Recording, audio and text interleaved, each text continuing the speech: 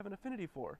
Yeah. Going into this top 8, there are obviously a couple storm decks in there, which I know historically is not a great matchup for goblins. So is your plan really just dodge, or how would you approach that matchup? I mean, the main plan is dodge, but the backup plan, I have 3 Thalias, 3 Mind Break traps, and you can realistically beat them with that stuff.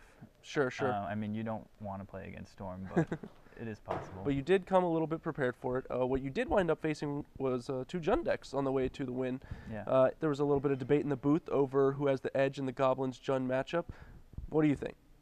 I think it's a pretty close matchup, and the fact that they weren't boarding plagues or any sort of mass removal definitely makes me more comfortable with it.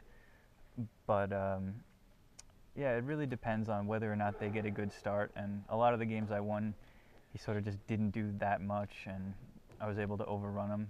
But Sure. Even Punishing Fire seems great against goblins, but you can just generate so many guys that it's a little too slow. Yeah, you can outpace 3 mana kill a guy, even if Yeah. they get to do it all the time. Even if it's recursive, like you can, you know, if you're doing ringleaders and siege gangs, you're gonna get Sure. more guys than you can kill.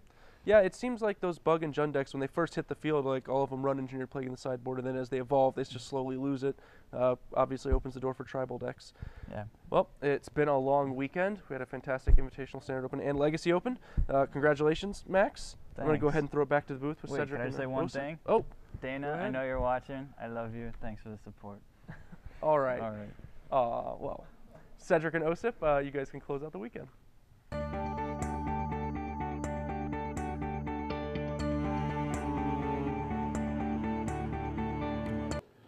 Thanks to Glenn and Max on the sideboard. Glenn, I did just finish Googling the fourth wall, and I was right about that. So